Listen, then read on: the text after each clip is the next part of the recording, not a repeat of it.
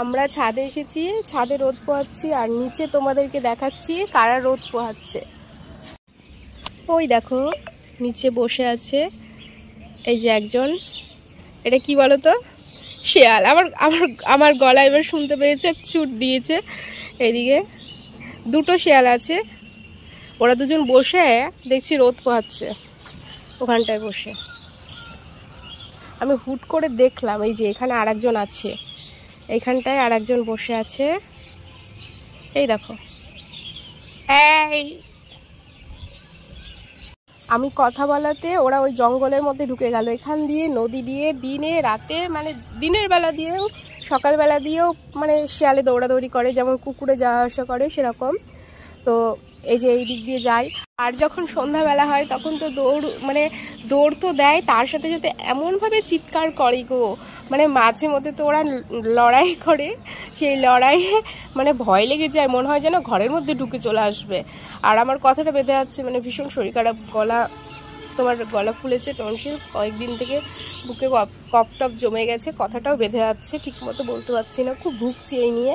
তো আমি ছাদে এসে রোদ পোহাচ্ছিলাম পুচিকে নিয়ে এসে, তো এদিক ওদিক ঘুরতে ঘুরতে দেখলাম ওদেরকে, তো ভাবলাম যে চলো তোমাদের সাথেও দেখাই। আমি তো সব সময় দেখতে পাই, মানে পেছনে যদি কোনো নোংরা ফেলতে যাওয়া হয় তো তখনও দেখি যে হচ্ছে কি যে ওখানটায় দিয়ে যাওয়া আসা করে, বা নোংরা ওই যে যেখানে ফ্যান জল ফেলে আর কি সবাই, সেখানেও দেখবো আসবে, এটো ফেলে, ওখানে খাবার খায়। তো যদি দেখে যে মানুষ, তখন আবার দৌড় করে পালাবে। আর এই যে আমাদের আর একটা দুষ্টু, এটা সারাদিন খালি কোল, ওর একটাই অভিযোগ, আমাকে সারাদিন কোলে নাও কোল ছাড়া ও আর কিচ্ছু বোঝে না।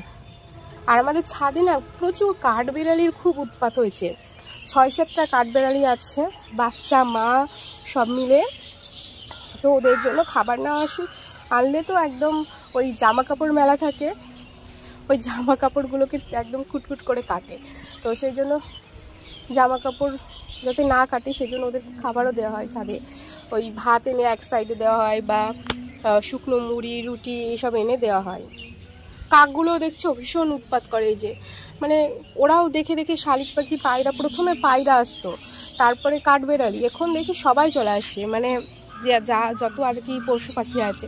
পশু এই যে, তোমার পশু নেই, এটা আমার কে, তুমি আমার কে গো, তুমি কে বলো তো? সারাদিন ওকে এইভাবে ঝুলিয়ে নিয়ে থাকো না, ওর কোনো কিচ্ছু যায় আসে না। আর আমার শরীর খারাপের দিন আমি দেখতে কি বাজে হয়ে যাচ্ছি, তো আর পছন্দই করবে না, এমনিতেও কেউ করে না, তার জন্য না, সত্য কথা বললে কারোরই পছন্দ হয় না। তো এই যে মানে এর আগে একদিন অনেক কটা মিষ্টি এনেছিল, খাওয়া হয়েছিল, আর 4 পিস মতো থেকে গেছিলো, সেটা দেখছি টক হয়ে গেছে, নষ্ট হয়ে গেছে। তো মা বলে যে ওপরে নিয়ে যা, ছাদে দিয়ে দেখা, এই যেখানটায় দিয়ে দিয়েছি। কাকটা খাবে, কাকটা বসে আছে, আমি আছি বলে ও আসছে না, তো আমি একটু ওদিকে যাই।